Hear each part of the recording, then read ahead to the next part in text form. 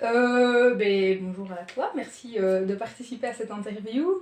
Et est-ce que dans un premier temps, tu pourrais juste te présenter et présenter ton lieu de travail, s'il te plaît? Ok. Donc je m'appelle Laura, je travaille à la pouponnière de La Flèche à Bruxelles.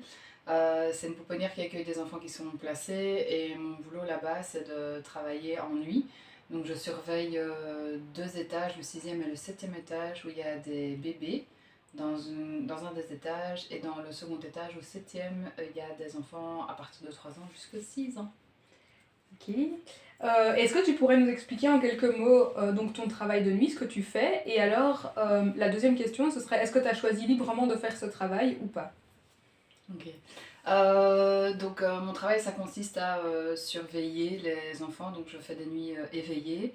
Donc toute la nuit j'assure une permanence et je regarde que les enfants soient suffisamment couverts, que les malades aient tout ce qu'il faut, que si quelqu'un m'appelle, ben, je dois intervenir pour que ce soit pour aller à la toilette, que ce soit pour enfin, toutes les petites demandes qui peuvent exister pendant la nuit. Et donc effectivement j'ai choisi librement de faire ce boulot. Ça date assez récent, j'ai commencé il y a 2 semaines et c'était un choix de ma part parce que j'ai un projet professionnel à côté et ça me permet, comme j'étais en jour avant dans cette institution-là, ça me permet de quitter progressivement mon équipe de jour et de pouvoir entamer un autre projet professionnel sur le côté. Ok, Voilà.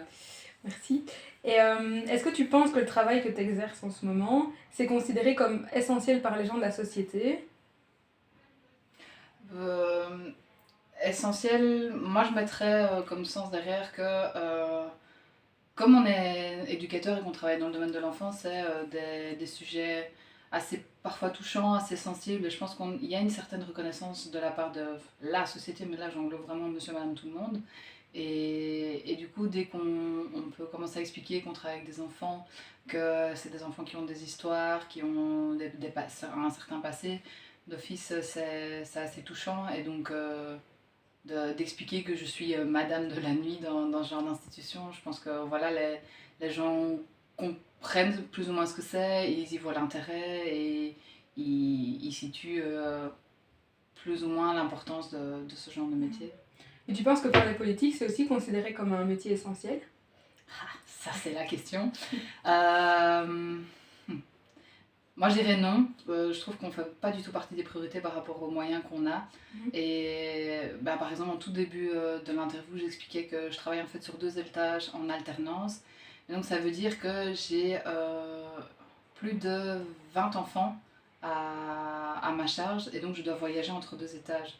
Et donc en fait c'est un éternel problème chez nous parce qu'on souhaite depuis des années mobiliser des moyens pour pouvoir avoir du personnel en plus parce qu'il faudrait un personnel à chaque étage et au sixième où je travaille et au septième que je dois surveiller mais où je ne peux pas être en permanence. Et donc on n'arrive pas à se faire entendre, on n'arrive pas à créer de poste et donc ça c'est assez compliqué. Donc je trouve qu'on manque un peu de moyens et de reconnaissance à ce niveau-là. Ouais. Ok, merci. Est-ce que le salaire que tu as quand tu travailles te permet de vivre correctement sur le côté?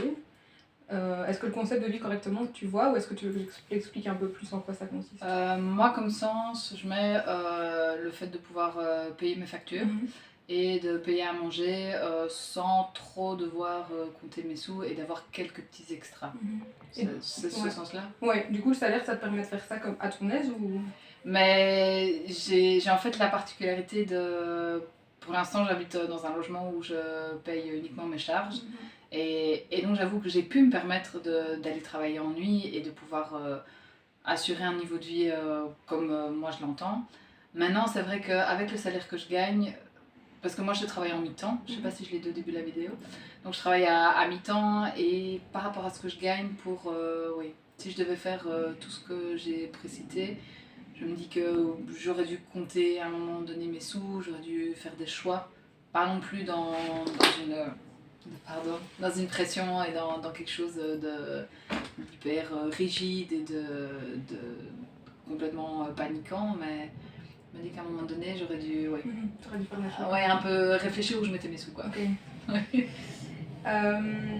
Est-ce que... Donc c'est une petite dernière question par rapport à toi, et puis on parlera du droit à l'aisance. Est-ce que